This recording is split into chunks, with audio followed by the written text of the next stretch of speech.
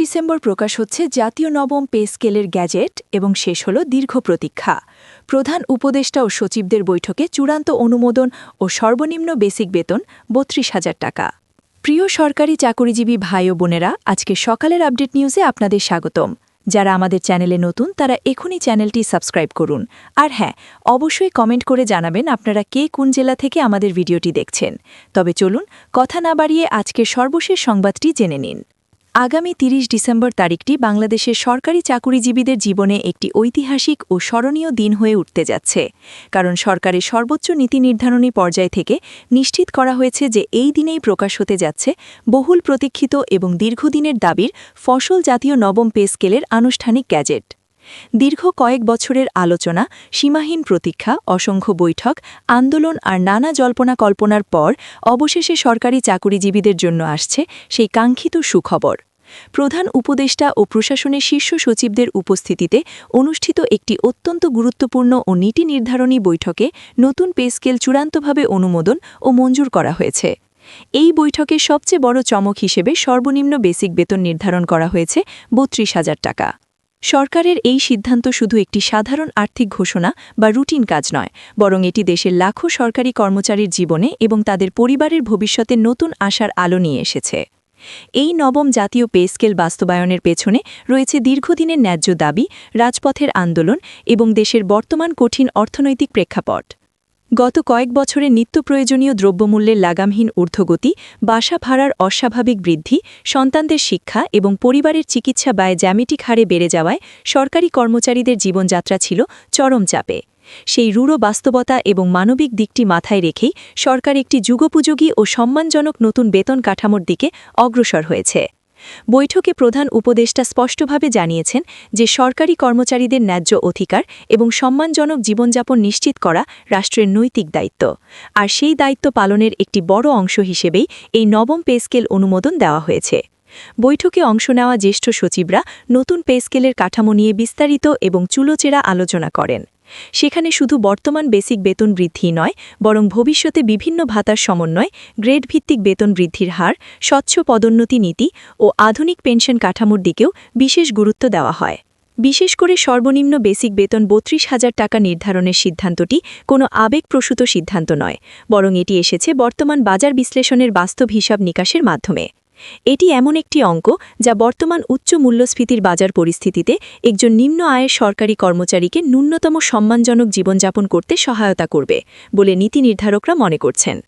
আগামী ৩০ December gadget প্রকাশের মাধ্যমে এই সিদ্ধান্ত আইনি বৈধতা পাবে এবং তা কার্যকর করার পথ উন্মুক্ত হবে। গ্যাজেট প্রকাশ মানেই এটি আর কেবল ঘোষণার মধ্যে সীমাবদ্ধ থাকবে না, এটি সরাসরি মাঠ পর্যায়ে বাস্তবায়নের পথে চলে যাবে। সংশ্লিষ্ট মন্ত্রণালয়গুলো, বিশেষ করে অর্থ বিভাগ, জনপ্রশাসন মন্ত্রণালয় এবং মহা হিসাব নিরীক্ষক ও নিয়ন্ত্রকের দপ্তর ইতিমধ্যে জোর প্রস্তুতি শুরু করেছে, যাতে নতুন বছরের শুরু থেকেই অর্থাৎ জানুয়ারি থেকেই এই পে স্কেলের সুফল বা বর্ধিত বেতন মাঠ পর্যায়ে পৌঁছে দেওয়া যায়। এই বাস্তবায়ন প্রক্রিয়াকে দ্রুত, ত্রুটিমুক্ত ও স্বচ্ছ করার জন্য সব দপ্তর সমন্বিতভাবে কাজ করছে।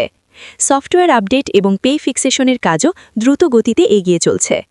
নবম পে স্কেলের সবচেয়ে গুরুত্বপূর্ণ এবং সুদূরপ্রসারী দিক হচ্ছে এটি শুধুমাত্র বর্তমান কর্মরত চাকুরিজীবীদের জন্যই সুফল বয়ে আনবে না, বরং ভবিষ্যৎ প্রজন্মের সরকারি চাকুরিজীবীদের জন্য একটি শক্ত ও আকর্ষণীয় ভিত্তি তৈরি করবে।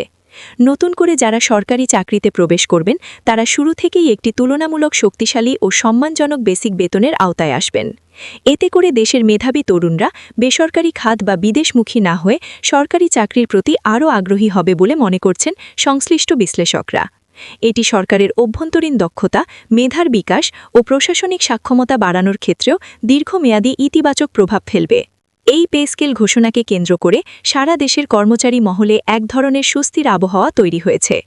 অনেকেই বলছেন দীর্ঘদিন পর সরকার মাঠ পর্যায়ের বাস্তবতা উপলব্ধি করে একটি সাহসী ও জনবান্ধব সিদ্ধান্ত নিয়েছে। বিশেষ করে ১১ থেকে ২০ গ্রেডের নিম্ন ও মধ্যম গ্রেডের কর্মচারীদের জন্য এই ৩২,০০০ টাকার বেসিক একটি বিশাল বড় পরিবর্তন। এটি শুধু তাদের মাসিক আয়ের অঙ্কই বাড়াবে না, বরং ভবিষ্যতে তাদের পেনশন, গ্র্যাচুইটি ও অন্যান্য সুবিধার হিসেবেও বড় ধরনের ইতিবাচক প্রভাব ফেলবে, যা তাদের অবসর জীবনকে নিরাপদ করবে। প্রধান উপদেষ্টা বৈঠকে আরও বলেন যে সরকার চায় না রাষ্ট্রের কর্মচারীরা অর্থনৈতিক দুশ্চিন্তায় ভুগুক বা অভাবের তাড়নায় অসৎ উপায়ে আয় করুক। একটি দক্ষ, দৃষ্টিনীতিমুক্ত ও জনকল্যাণমুখী প্রশাসন গড়ে তুলতে হলে কর্মচারীদের জীবনমান উন্নয়ন অপরিহার্য। এই নবম পে স্কেল সেই লক্ষ্য অর্জনে একটি গুরুত্বপূর্ণ পদক্ষেপ। তিনি আরও আশ্বাস দেন যে বাস্তবায়নের ক্ষেত্রে কোনো ধরনের আমলাতান্ত্রিক জটিলতা বা অযথা বিলম্ব যেন না হয় সেই বিষয়ে সরকার কঠোর নজর রাখবে এবং সরাসরি তদারকি করবে। সচিবদের সাথে অনুষ্ঠিত এই বৈঠকটি ছিল অত্যন্ত গুরুত্বপূর্ণ এবং সিদ্ধান্তমূলক। দীর্ঘ আলোচনার পর সবাই একমত হন যে বর্তমান সময়ে ৩২,০০০ টাকা বেসিক একটি যৌক্তিক, মানবিক ও বাস্তবসম্মত সিদ্ধান্ত। একই সাথে ভবিষ্যতে অর্থনৈতিক পরিস্থিতি ও মুদ্রাস্ফীতি অনুযায়ী নির্দিষ্ট সময় পরপর পে স্কেল পর্যালোচনা বা ইনক্রিমেন্ট সমন্বয়ের বিষয়টিও আলোচনায় আসে। অর্থাৎ এটি কোনো স্থবির বা অনির কাঠামো হিসেবে বিবেচিত হচ্ছে না, বরং প্রয়োজন অনুযায়ী পরিবর্তনযোগ্য একটি জীবন্ত ও আধুনিক কাঠামো হিসেবেই বিবেচিত হচ্ছে।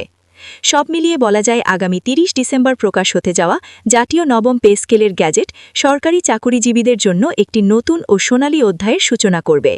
এই সিদ্ধান্ত শুধু বেতন বৃদ্ধির ঘোষণা নয়, বরং এটি একটি শক্তিশালী বার্তা যে রাষ্ট্র তার কর্মচারীদের অবদান স্বীকার করে, তাদের মূল্যায়ন করে এবং তাদের সংকটে পাশে দাঁড়াতে চায়। নতুন পে স্কেল বাস্তবায়নের মাধ্যমে সরকারি চাকুরিজীবীদের জীবনযাত্রায় যে ইতিবাচক ও গুণগত পরিবর্তন আসবে তা সামগ্রিক প্রশাসনিক ব্যবস্থাকেও আরও গতিশীল ও শক্তিশালী করবে। শেষ পর্যন্ত এটাই বলা যায়, বহু প্রতীক্ষা ও চড়াই উতরায়ের অবসান ঘটিয়ে জাতীয় নবম পে স্কেল এখন বাস্তবতার দ্বারপ্রান্তে। ৩০ ডিসেম্বরের গ্যাজেট প্রকাশ সেই বাস্তবতার আনুষ্ঠানিক ও আইনি সূচনা। লাখো সরকারি চাকুরিজীবী এখন অধীর আগ্রহে তাকিয়ে আছেন সেই দিনটির দিকে, যেদিন কাগজে কলমে নয়, বাস্তব জীবনেই তারা এই পরিবর্তনের সুফল অনুভব করবেন এবং তাদের মুখে হাসি ফুটবে।